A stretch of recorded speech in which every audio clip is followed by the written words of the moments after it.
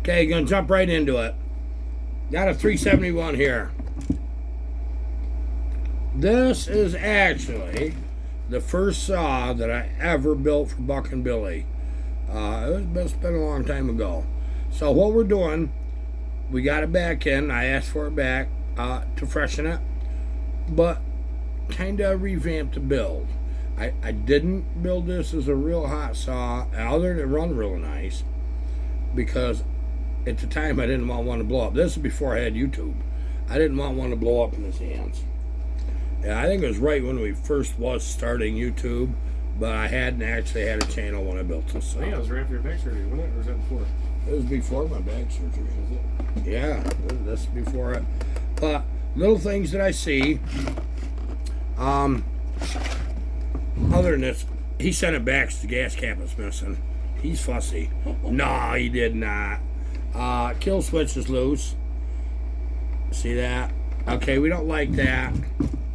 I see we have some mismatched screws, which that may have been something I did or may not. I don't have a clue.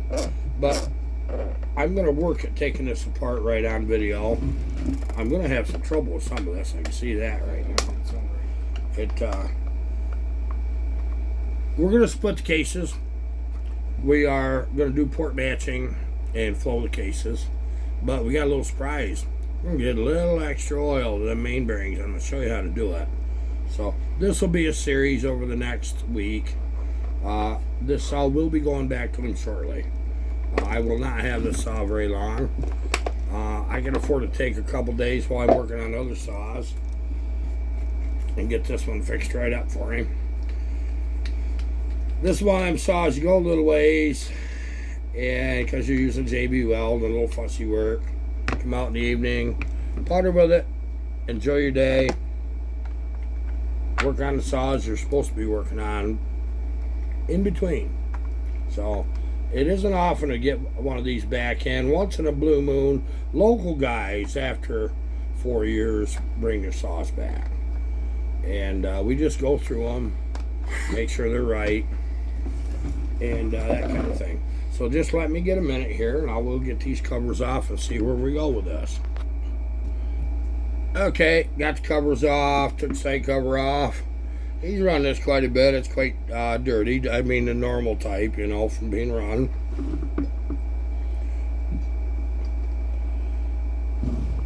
So, I've unplugged my fuel line and my impulse, took my throttle cable off.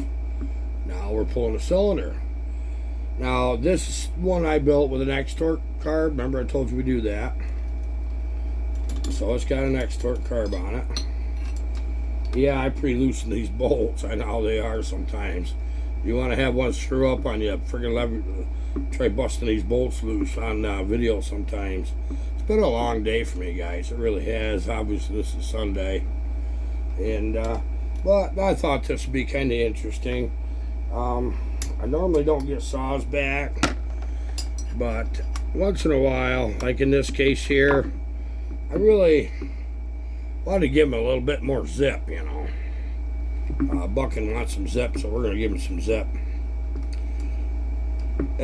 These old 371s is where that started for the 372. One thing about it, the original cylinders, which I don't know if this is a 371 cylinder or not, they were quite accurately machined, not like the 372 XPs. They were kind of all over the map. Deck heights on these was spot on, but in the 372 XP, they became, from like 2003 on, they became a little bit of a problem. And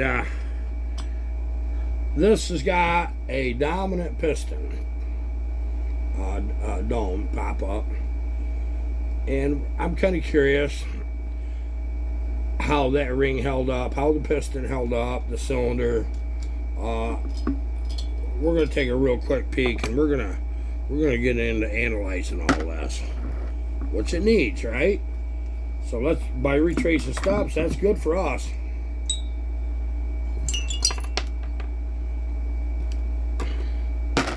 Bolts all come out.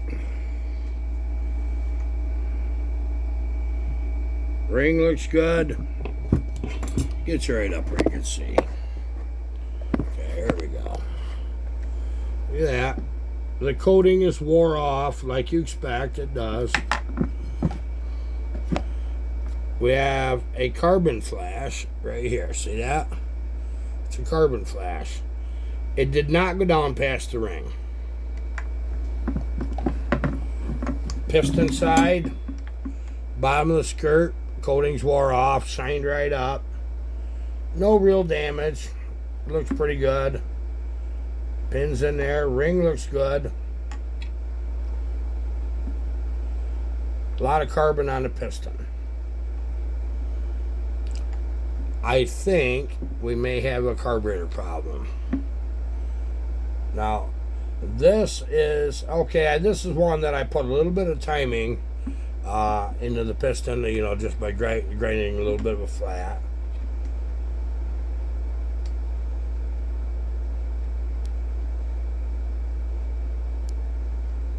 Crank is actually serviceable. It's still good. But I think what we're going to do, is go ahead and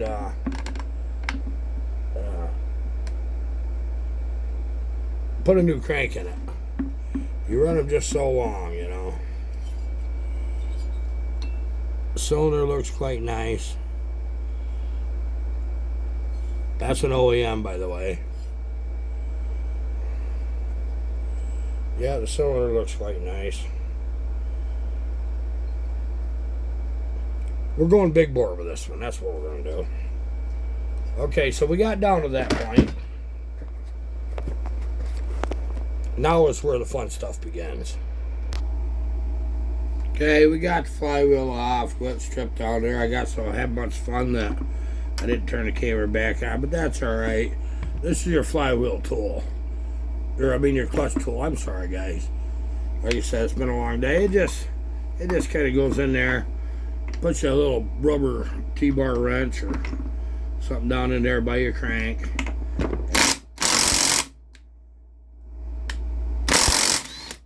See? Pretty easy. That's the only place I use an impact. Nowhere else. I don't use power tools. I don't trust myself with them. I really don't. Got a lot of oil and grime in here, expected. We'll probably throw a new oil pump in here, since how we're right here. That's something it could be benefited from. Okay, it's got a single drive. They make them with two. I'm gonna put a 2 in it. It's a lot nicer deal. But yeah, we're gonna do an oil pump tube. I have to order that. But we can get it in a few days. Before I get saw done, we'll have it.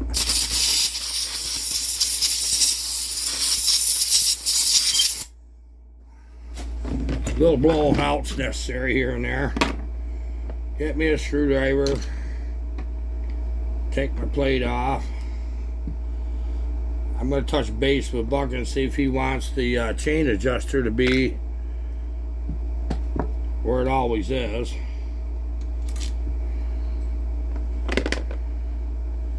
They're right up inside by the bar, guys. It ain't in a cover like 372.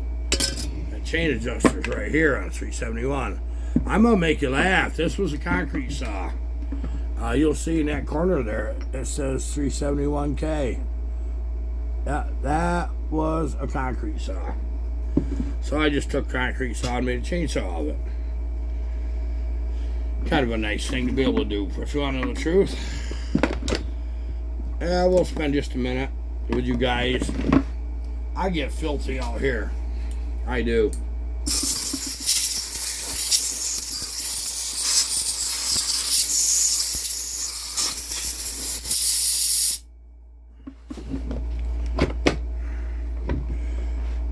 And we'll take chain brake apart. They go together just like they come apart. Yeah, my lights are flashing. Our voltage has been low here for a few days. And it's screwing with some of these lights. Yeah, it's very aggravating. And if you think you hear a 60 cycle hum in the background, it's not. It's my air conditioner. And believe me, today I want my air conditioner on, so I'm dealing with it. Okay, this is really simple stuff here. I know if you're not used to doing these chain breaks, they'll fight with you. And even if you are, sometimes they do. You know what I mean. But that's okay.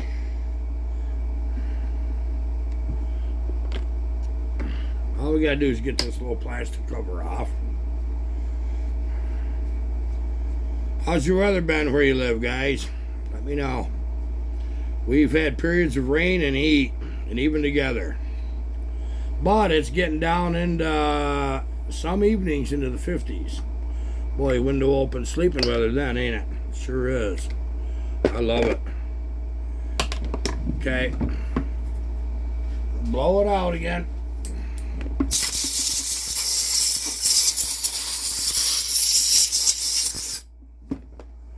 Okay.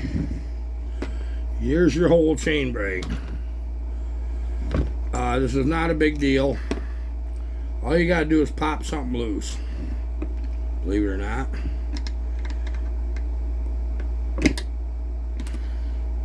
That big spring right up out of there.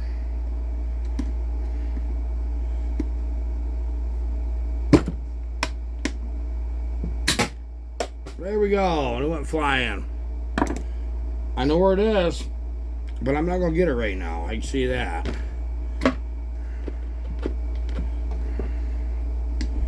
So I gotta take the rest of this little parts apart.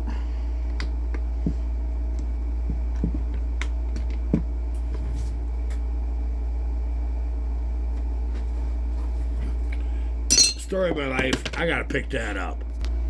Okay, chain breaks off, oil pumps out. There's your adjuster. We might go to the other style. They're kind of a pain in the butt. I'm sure Buckin's used to them now. Gas tank's gotta come off. Well, this broke down just a few minutes, you know that, right? Even less for them. Yeah, it takes about 20 minutes to take these down, so you're really not missing much. If you guys would like assembly, because I know some of you are playing with them Chinese saws or these saws, I'll go ahead and show the whole assembly. But I've done it so many times that it's not that it's boring, but yeah, it is boring. We're barbecuing pork chops, center cut pork chops today.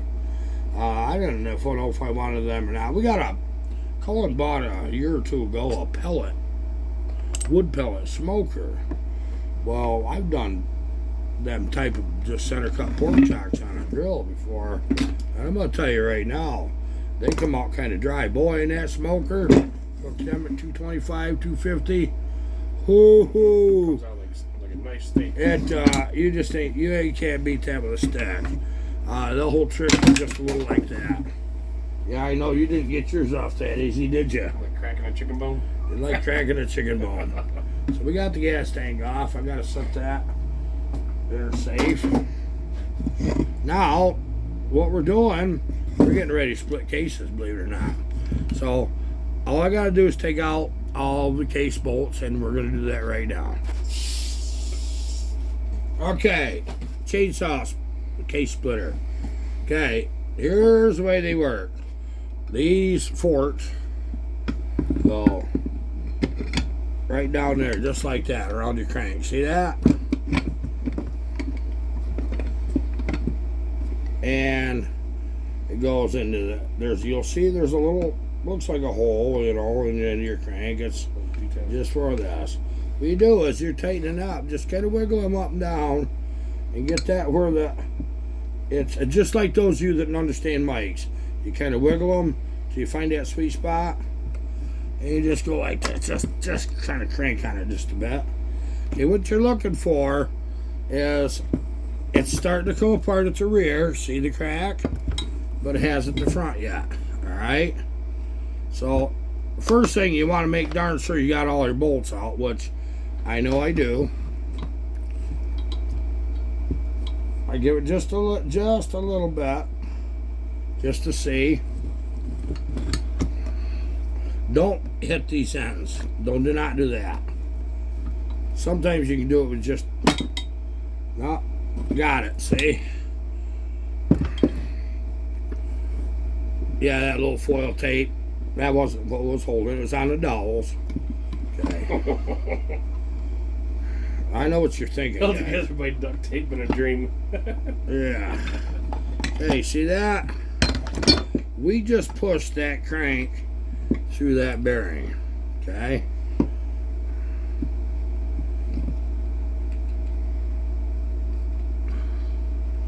Actually, them bearings would run.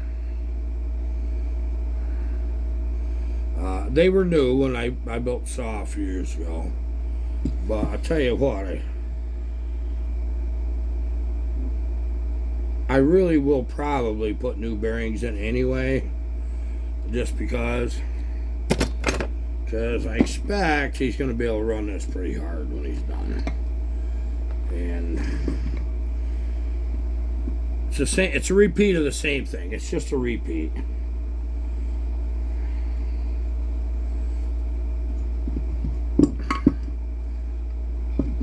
Pull your drill up, your rod up, get her opened up far enough. I got stuff right in your way now. Oh, fall, you can't get up without my help. Okay, this is, you'll see the view just above. See how that goes just like that. And the same thing, you just kind of feel that sweet spot like you're using mics. And you just push it, see? That's all you do. You just push them. You'll see that come right out. See that? Nothing to it. Do not try this without the proper tools. I'll warn you, the little money that it costs to get the right darn thing is well worth it. You can wreck stuff so fast and drop stuff so fast. This is the story of my life. Drop stuff and drop it more and more dropping. Call it escaped on me. I had to pick it up yourself. Oh, I need some paper towels. Got a problem here. Got oil all over the bench. Thank you.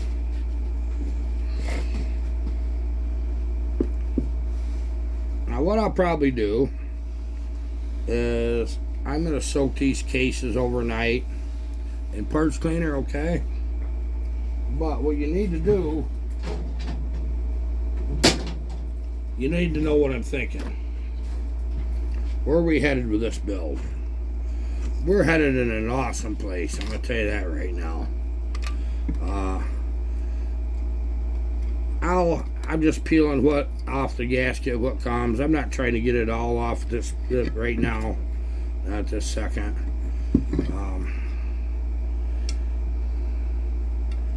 See, your oil line. If you ever wonder about changing that oil line, when you're assembling these, that could, see, it just drops in. There's a place for that to fit. You just push it, it just drops right in just like that, see? That's all it does. So, now I just got to get it back out. That's all I got to do.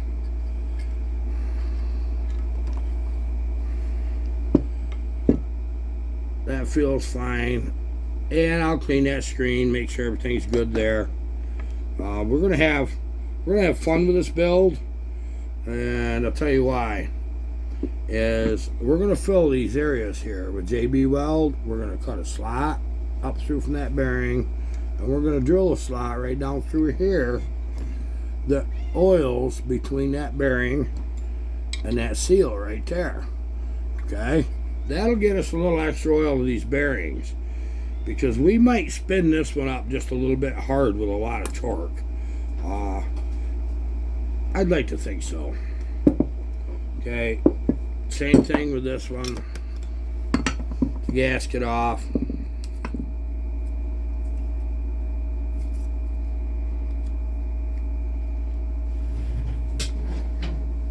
First time I light that wood stove is going to be fun. There's enough oily rags in there. We're going to have heat for a week. I can see that coming.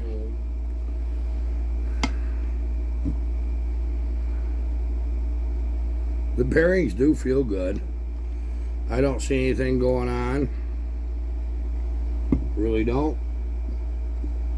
Holes where the dogs go aren't wore out yet. Okay, we got something for a good build here. A really good build. Pretty excited about it. I'll tell you what. I get these NWP cranks from Ryan at Wolf Creek Saw Shop. We're going to use one in a saw for Buckin Billy. That's how much faith I got in them cranks. Okay? I'm not putting something in one of his saws that doesn't work or I don't know. I'm just telling you that. So, when you see us do that, which I got the crank out being prepped right now, I know that for a fact. And we're going to do another one of these saws too. Maybe 2 more or 3 more. I got a few people that I'm going to build them for. I want to build one for Tin Man. Eric, you already got one, buddy. I don't care if yours is a Chinese saw. That's what you're stuck with that, man. So I don't want to hear no lip. Eric gets what he wants. He knows it. He can have anything he wants. All you got to do is pick up the phone. Hi, I want one of these. No problem, buddy. Let me put it in the lineup. And I'm not even going to bother taking the seals or anything out until this is clean. This is a really, really dirty saw. It really is. So we're going to do a whole bunch of cleaning first. Okay, what I wash these with, you'll laugh at me, I don't use solvents really. You know, because one type of oil can remove oil stains. I use diesel fuel. It's not flammable. Back in the day, I used gasoline. I'm going to tell you that. Didn't everybody that grew up on a farm learn that gasoline, you just go to the farm tank, get some gas out, clean parts with it, and be done with it? Oh, yeah. Not in this building I ain't. The gas fumes would be killing me. Of course, back then, you worked outside or in a great big shop with the doors open. But what happens, this oil, the diesel fuel, it just keeps right on eating. You can soak it in this, but like all this grunge like this, it actually comes off fairly nice by soaking it. So, and it won't take this frickin' enamel paint off, you know, the hardened paint. It won't. And just a little wire brush action here and there. I'm trying to hurry this just a bit by getting the heavier sludge off. And, but it won't wrinkle this paint up like solvents do. And, I mean, I got all the way down my arms, but one for that, it'd be kind of fun, you know.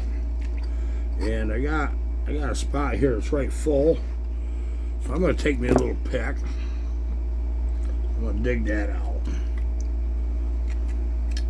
When these raw saws have run a long time, they get pretty grungy, believe me. But, yeah, just a little pick to get the spots that you can't reach. And them little corners.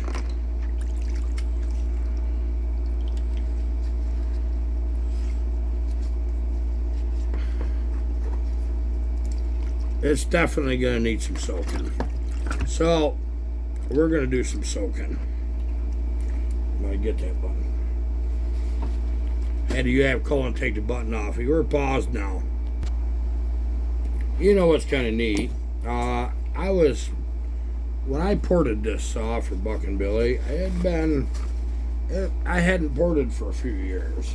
So this was one of the few first ones that I started doing. So looking at what I was doing or what I was thinking when I ported these, there's a lot of similarities right now. But I reshaped these transfers just a little bit different. These early ones, I made it cup in more. Now I go more straight in.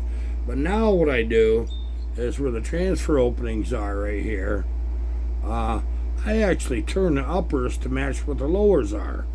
I just kind of cock them around. When we port this cylinder, I'll show you, and I'll show the comparison. But I did put an X-Torque carburetor on this saw. And so this was probably one of the few first ones that I did that to.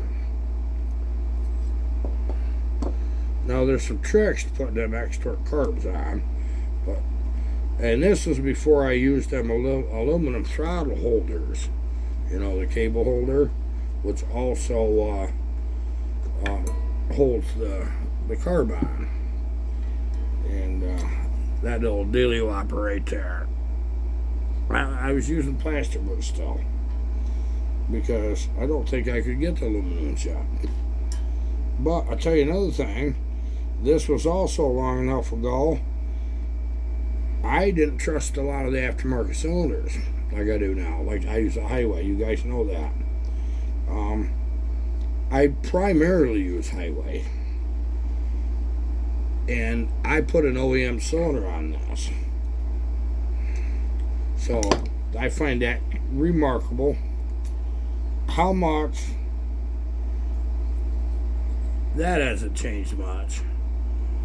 That has not changed much. It's really kind of a nice way of doing things. Kind of like a time capsule, ain't it? Yeah, it's like opening a time capsule for me. What do you think of that? Neat. I'm gonna pull this here apart. I think I need see if there's a smaller one of these boogers on the bench over there. Some of them are big, some of them ain't. Might be in my box. I don't know where it is. We're gonna find it. Anyways, you got to use the X-Torque air filter piece, and you got to gut it. X-Torque carb, 372 XP intake. I don't know if that's it or not. And you gotta cut the piece off the side. You see where I kind of butchered that? Because this whole thing rotates. So when it goes into the saw, I'll show you a little clearer. Yeah, one of these is I'll show you just a little more clear. Well, I thought it was.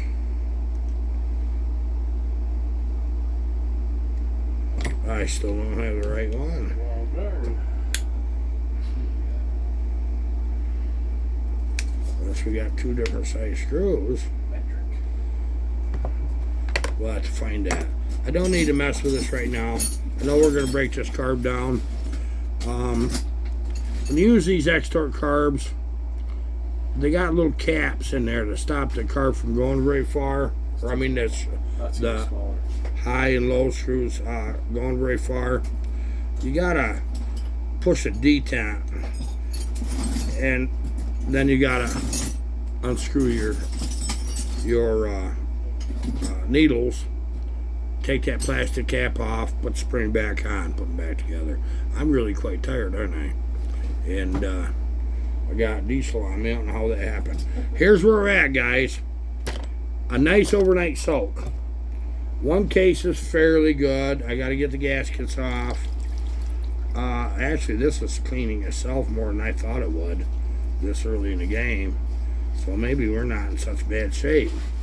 Not as bad as I thought.